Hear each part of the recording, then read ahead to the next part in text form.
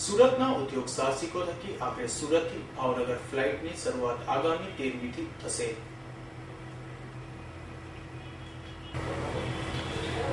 આંતરરાષ્ટ્રીય સ્તરે ડાયમંડ અને કાપડ ઉદ્યોગ માટે જાણીતા સુરત શહેરના ઉદ્યોગ માટે જાણીતા સુરત શહેરના ઉદ્યોગ સાહસિકો થકી આજ આખરે સુરતથી ભાવનગર વચ્ચે હવાઈ સેવાનો આરંભ આગામી 13મી ડિસેમ્બરથી થઈ રહ્યું છે। ત્યારે આ અંગે યોજાયેલ પત્રકાર પરિષદમાં ઈશ્વરભાઈ ધોળકિયાએ કહ્યું હતું કે તમામ પ્રકારની મંજૂરી મળ્યા બાદ ડોમેસ્ટિક કક્ષાએ ડાયમંડ એરોનોટિક્સ કંપની ફ્લાઇટનો ઉડાન ભરવામાં તૈયાર છે। વધુમાં પ્રથમ ફ્લાઇટ સુરતથી ભાવનગર વચ્ચે શરૂ થશે, જે પ્રથમ રૂટ બાદ કંપની દ્વારા આગામી દિવસોમાં સુરતથી રાજકોટ, અમદાવાદ, ભુજ સહિતના મહાનગર સાથે પણ વિમાની સેવાનો આરંભ કરવામાં આવશે।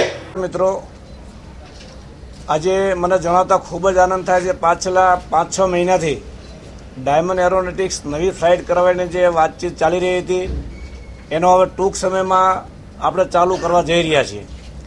દિવાળી પહેલાં એક ફ્લાઇટ આવી ગઈ હતી, ત્યારે આપણે કીધું હતું કે ડિસેમ્બરના ફર્સ્ટ વીક અથવા સેકન્ડ વીકમાં ફ્લાઇટ ભાવનગરની શરૂ કરશું।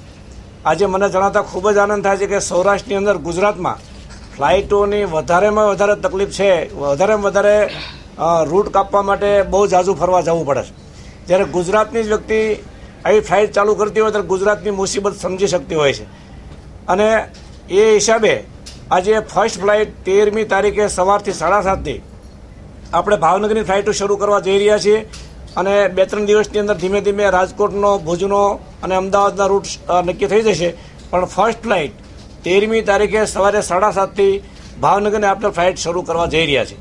એમાં તમામ લોકોનો સહકાર મળશે, એમાં મને બિલકુલ શંકા નથી। અને આ ફ્લાઇટ ગુજરાતના લોકો માટે ખૂબ જ વ્યવસ્થાની અંદર સહભાગી થશે એવું મને લાગે છે। સૌરાષ્ટ્રની અંદર ગુજરાતના તમામ માણસો મેજોરિટી સુરતમાં વસતા હોય છે। સુરતવાળાને સૌરાષ્ટ્રમાં જવું હોય તો મિનિમમ 8 થી 10 કલાક થાય છે, ત્યારે ભાવનગર જવું હોય તો અડધી કલાકની અંદર 25 મિનિટમાં પહોંચી જવાના છીએ, રાજકોટ જવું હોય તો 40 મિનિટમાં પહોંચી જવાના છીએ। એટલે બહુ સારી સુવિધા થશે એવી મને આશા છે, અને તમામના સહકારથી આપણે સારી એવી વ્યવસ્થા આપી શકશું। Thank you. તો આ અંગે લાલજીભાઈ પટેલે જણાવ્યું હતું કે સુરતથી ભાવનગર વચ્ચે શરૂ થયેલી ફ્લાઇટ સેવા માટે ન્યૂનતમ ભાડું રાખવામાં આવ્યું છે, અને પ્રતિદિન 2 ફ્લાઇટ સુરતથી ભાવનગર વચ્ચે ઉડાન ભરશે। ક્યાંય પણ ઉતરવું હોય તો રેસ્ટ્રિક્શન જે છે એ એરપોર્ટના વધારે છે, એના કરતાં પણ ક્વોલિફિકેશન આપણા વિમાનનું અને પાયલટનું બંને વધારે છે। એટલે આપણને એમાં કોઈ પણ એરપોર્ટ પર ઉતરવામાં કોઈ તકલીફ પડે એવું નથી। અને જે વિમાનમાં અંદર જે સિસ્ટમો લાગેલી છે એમાં કોઈ એરબસ કે બોઈંગને ઉડાડવા માટે જે સિસ્ટમ જરૂરી પડતી હોય, રસ્તો દિશા નક્કી કરવા માટે, હવામાનની જે માહિતી લેવા માટે, જ્યારે ખરાબ હવામાન હોય અને ફરીને જવું પડે તો એ વેધર રેડાર જે લગાવેલું હોય એ તમામ આમાં સુવિધાઓ છે।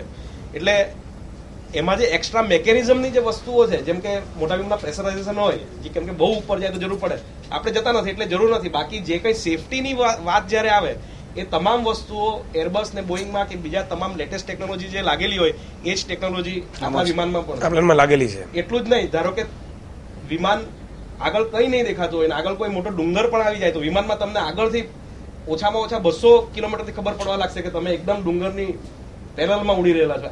આ હદ સુધીની એમાં સિસ્ટમ લાગેલી છે, લેટેસ્ટ સિસ્ટમ।